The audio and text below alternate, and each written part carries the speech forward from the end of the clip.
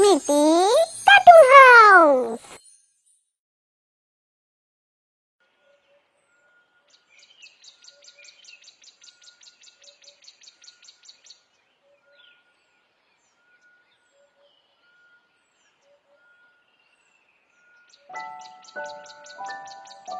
আরে সুচরিতা না? কে? ও অনন্যা। কিরে, কেমন আছিস? কতদিন পর দেখা হলো। আমি তো ভালোই আছি, কিন্তু তোর এ কি হাল হয়েছে? আমার আমার আবার কি হাল হবে? আমি তো ভালোই আছি। ভালো আছিস বললেই হলো? চোখের তলায় কালি পড়ে গেছে, কত রোগা হয়ে গেছিস। আরে ছাড় তো ওসব কথা। কতদিন পর দেখা হলো, এইভাবে দাঁড়িয়ে দাঁড়িয়ে ঝগড়া করবি? আয় এখানে এসে একটু বস, দুজনে একটু গল্প করি।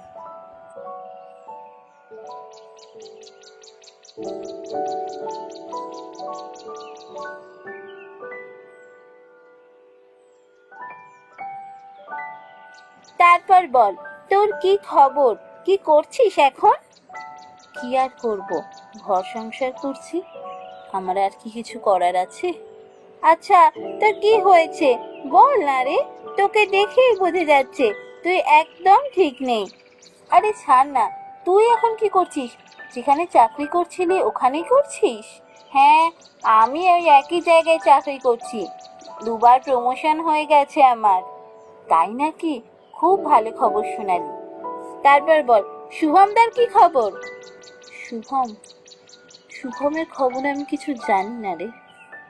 ও, আমি মাঝে শুনেছিলাম যে তুই ডিভোর্স নিয়েছিস। তাহলে সেটা সত্যি? আবার কাকে বিয়ে করলি রে?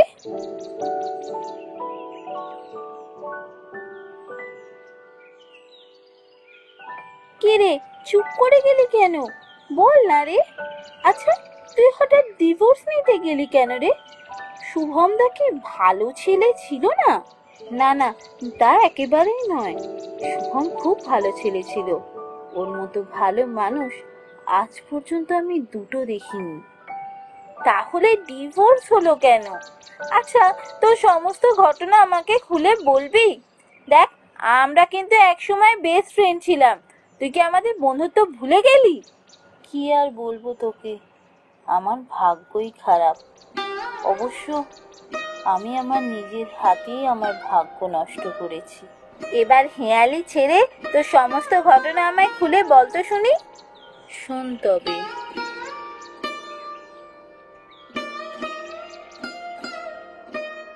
3 বছর আগের ঘটনা। একদিন হঠাৎ বাবা আমাকে ডেকে পাঠালো। বাবা, তুমি আমায় ডেকেছো? হ্যাঁ, আমি শুনেছি তুমি ওই পারে লোফারটার সাথে ঘোরাঘুরি করছো। এটা কি সত্যি? বাবা, তুমি রূপমকে ভাবেই বলো না। রূপম ভালো ছেলে। হ্যাঁ, এখনো কোনো কাজ পায়নি। ও চেষ্টা করছে চাকরি। তা বলে ও লোফার নয়। চুপ করো। কে লোফার আর কে লোফার নয় সে বোঝার ক্ষমতা তোমার হয়নি। বোঝার ক্ষমতা থাকলে ওই লোফারটার সাথে ঘুরে বেড়াতে না। আবার আমার কাছে ওর হয়ে কথা বলছে। শোনো, তোমার বিয়ের ব্যবস্থা করেছি আমি। আগামী রবিবার ওনারা দেখতে আসছেন। খুব ভালো ছেলে। না না, আমি কাউকে বিয়ে টিয়ে করবো না। রূপম চাকরির খুব চেষ্টা করছে। কিছুদিন সময় দাও, ও ঠিক চাকরি পেয়ে যাবে। আমার কথার কোনো নড়চড় হয় না। আমি যা বলেছি তাই হবে।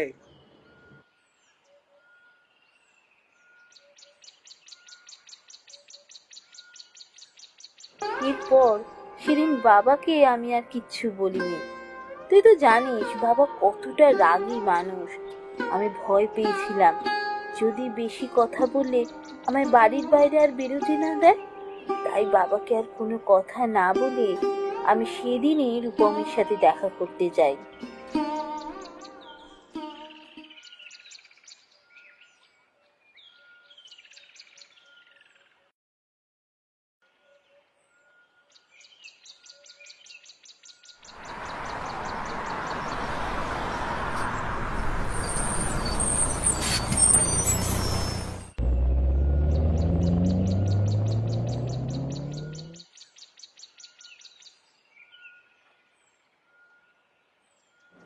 আজও তোমার এত লেট? কত করে তোমায় ফোনে বললাম আমি বেশিক্ষণ দাঁড়াতে পারবো না। আরে কি করব, আমি তো টাইমে আসার চেষ্টা করছিলাম, ওই আটকে গেলাম একটা কাজে। হ্যাঁ বলো, কি জন্য ডেকেছো? আচ্ছা, তুমি যে ইন্টারভিউগুলো দিয়েছিলে তার রেজাল্ট কিছু এসেছে? তোমার চাকরির কোনো ব্যবস্থা হলো? আরে দূর দূর, চাকরি কি এত সহজ হয় নাকি? ও সময় লাগে, চেষ্টা করছি, ঠিক হয়ে যাবে। কেন বলো তো, তুমি হঠাৎ চাকরি নিয়ে জ্ঞান জ্ঞান শুরু করলে কেন? তোমার সাথে যে আমি ঘোরাঘুরি করি বাবা জানতে পেরে গেছেন, তাই বাবা আজ খুব রাগারাগি করে আমার বিয়ের ব্যবস্থা করেছেন অন্য জায়গায়। এবার আমি কি করি? তা তুমিও কি বিয়েতে মত দিয়ে দিয়েছো নাকি? কি যে বলো! আমি বাবাকে বলেছি তুমি চাকরির খুব চেষ্টা করছো, খুব শিগগিরই তুমি চাকরি পেয়ে যাবে। তা তোমার বাবা কি বললেন? দূর, বাবা তো ঠিক করেই রেখেছেন যে বাবা আমার বিয়ে দেবেন। আচ্ছা, তুমি একবার চলো না, গিয়ে বাবার সাথে কথা বলে দেখো না, যদি কিছু হয়। না না না, ও আমি তোমার বাড়ি যেতে পারবো না।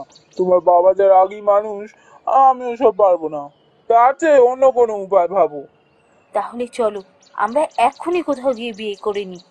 পালিয়ে গিয়ে বিয়ে করব? না না না, ওসবে অনেক ঝক্কি, অত ঝক্কি আমি নিতে পারবো না। অন্য কোনো উপায় ভাবো।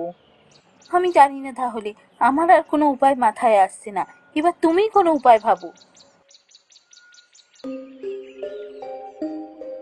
শোনো, আমার মাথায় একটা বুদ্ধি এসেছে। তুমি তোমার বাবাকে বলো তুমি বিয়ে করতে রাজি আছো, বিয়েটা করে নাও তুমি। আচ্ছা, তুমি কি পাগল হয়ে গেলে? এসব কি বলছো তুমি? শোনো শোনো, পুরো কথাটা আগে আমি শেষ করি, তারপর বলবে।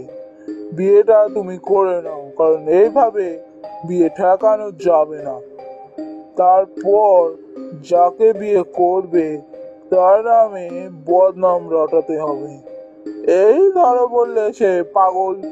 তারপর তারপর তারপর তুমি তোমার বাবাকে বলবে এই পাগল ছেলের সাথে তুমি থাকতে পারছো না, তাই তুমি ডিভোর্স চাও। ডিভোর্সের পর তুমি আমাকে বিয়ে করতে চাইবে। আরে ডিভোর্স মেয়েকে আর কেউ বিয়ে করতেও চাইবে না, তখন তোমার বাবা আর কিছু বলতে পারবেন না, আমার সাথে বিয়ে দিতে বাধ্য হবেন। আইডিয়াটা মন্দ নয়, কিন্তু একজনের নামে মিথ্যে বদনাম দেবো? তুমি এবার ভেবে দেখো তুমি কোনটা করতে চাও। আমার মাথায় এই বুদ্ধিটা এলো, আমি বললাম, নাহলে দেখো তুমি কি করবে। আহা, রেখে যাচ্ছ কেন? আমি কি সেরকম কিছু বলেছি? একজন নির্দোষীর নামে অপবাদ দিতে খারাপ লাগে, এইটাই বললাম। না না, তুমি যা বলছো তাই করব।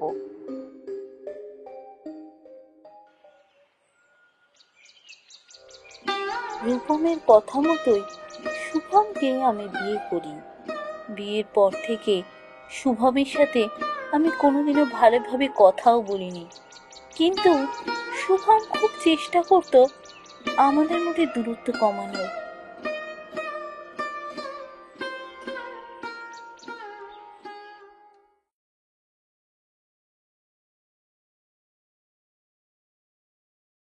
কি হলো, তুমি এখনো রেডি হওনি? কেন রেডি হতে যাব কেন? তোমায় যে বলে গেলাম আজকে বাড়ি ফিরে দুজনে মিলে ঘুরতে যাব, বাইরে ক্যান্ডেল লাইট ডিনার করব। হ্যাঁ বলেছিলে, কিন্তু আমার আর যেতে মন চাইছে না, আমি আজকে যাব না।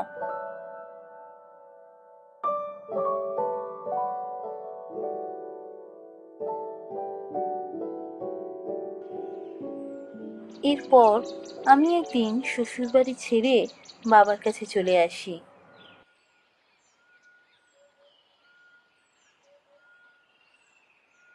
কি হলো, তুই একা এলি যে, শুভম এলো না? না, আমি একাই চলে এসেছি, আমি আর ফিরে যাব না। কেন, কি হয়েছে? ফিরে যাবি না কেন?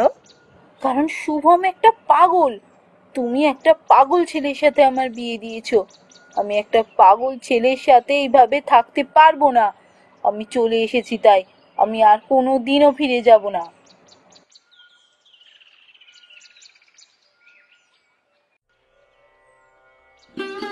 শেষ পর্যন্ত শুভমকে পাগল অপবাদ দিয়ে আমি ডিভোর্স নিই, আর এর কয়েক মাসের মধ্যে আমি রূপমকে বিয়ে করি।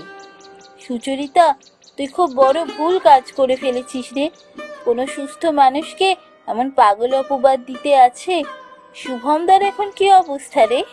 জানি রে, আমি ভুল করেছি, খুব বড় ভুল করেছি, আর তার শাস্তি আমি আজও পাচ্ছি।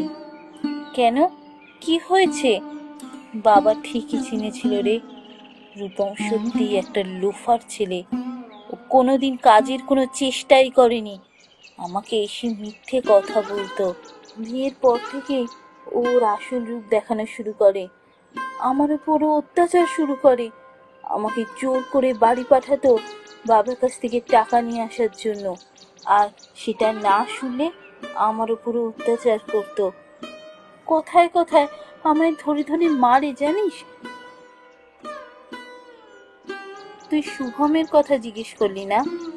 ডিভোর্সের পর থেকে আমি শুভমের কোনো খবরই রাখিনি, কিন্তু গত সপ্তাহে আমি বাবার কাছে গিয়েছিলাম। ফেরার পথে অনেক রাত হয়ে যায়, একা একাই হেঁটে হেঁটে ফিরছিলাম। হঠাৎ কি মনে হলো আমি শুভমের বাড়ির দিকে একবার গেলাম। গিয়ে দেখি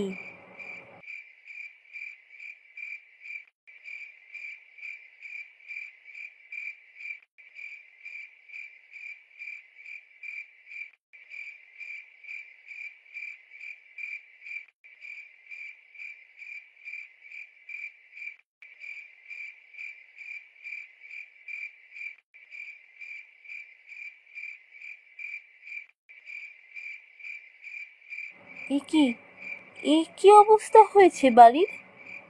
বাড়িতে কি কেউ থাকে না? আমি তো ঠিক বাড়িতেই এসেছি। কৌতূহলের বশে আমি দরজায় নক করতে গিয়ে দেখি ঘরের দরজা খোলা। আমার কেমন যেন সন্দেহ হলো। আমি বাড়ির ভেতরে ঢুকলাম।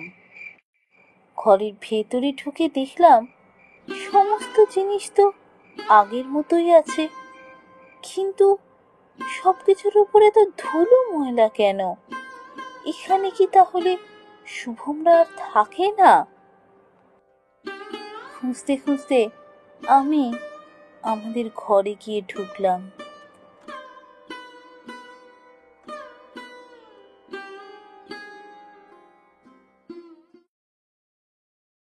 কিন্তু এ কি, ঘরে ঢোকার সাথে সাথে ঘরের দরজাটা বন্ধ হয়ে গেল নিজের থেকে।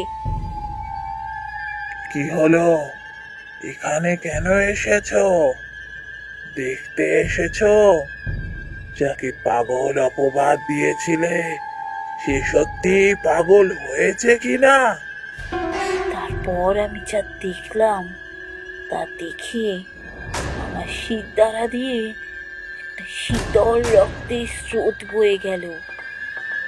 দেখলাম আমার সামনে দাঁড়িয়ে আছে শুভম, কিন্তু এ কি বিভৎস রূপ! এই তো কোনো সাধারণ মানুষের চেহারা নয়। বিশ্বাস করো, আমি ভুল করেছি, কিন্তু আমি জেনে শুনে ভুল করিনি। আমি একটা মোহে ছিলাম, আমি বুঝতে পারিনি যে আমি যা করছি তা কখনো করা ঠিক নয়। তার মানে তুমি কি বলতে চাও? তখন আমি শুভমকে আমার সমস্ত ঘটনা খুলে বলি।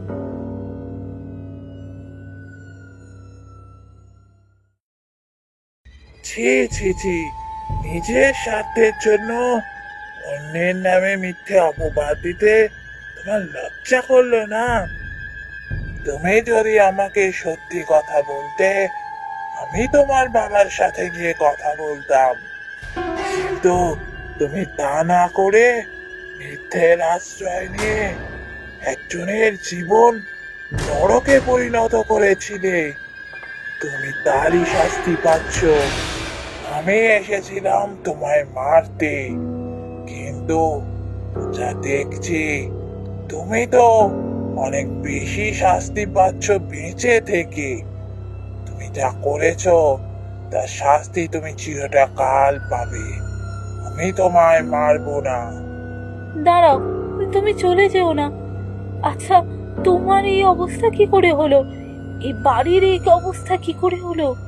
কখনো জানার চেষ্টা করেছো যার নামে মিথ্যে অপবাদ দিয়েছো সে কিভাবে জীবন কাটাচ্ছে?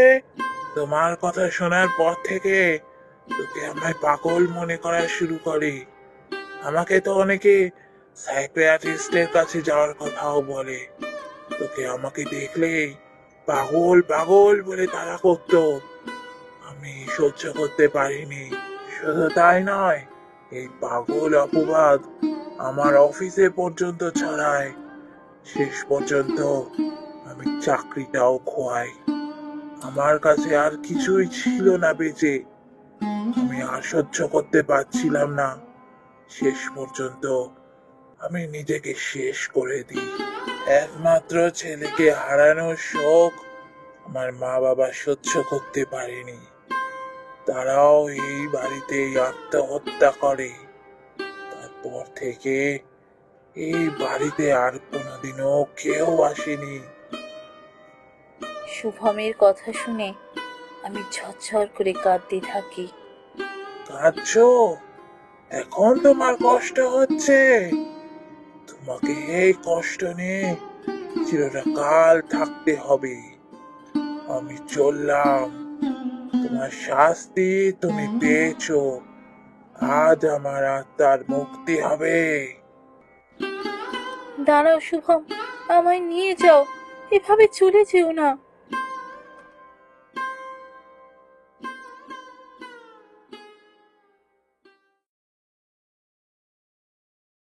শুনলি তো, আমি নিজের স্বার্থের জন্য তিনটে মানুষের জীবন শেষ করে দিয়েছি, আর তারই শাস্তি পাচ্ছি আমি। মানছি তুই দোষ করেছিস, কিন্তু তার শাস্তিও তুই পেয়েছিস।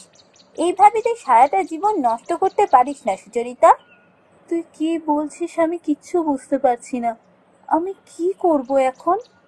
দেখ সুচরিতা, তোর জন্য তিনটে মানুষের জীবন নষ্ট হয়েছে, সেই জন্য তুই অনুতপ্ত। এখন তোকে এমন কিছু করতে হবে যার জন্য শত শত মানুষ বাঁচতে শেখে, আর সেটাই হবে তোর সঠিক প্রায়শ্চিত্ত। ঠিক বলেছিস, সমাজের পিছিয়ে পড়া মানুষদের জন্যই আমি কাজ করব এবার।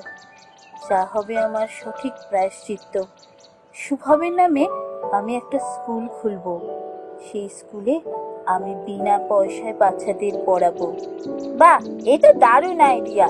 তুই স্কুল খোল, আমিও সেখানে পড়াবো। তাহলে আর দেরি কেন, তাড়াতাড়ি কাজে লেগে পড়।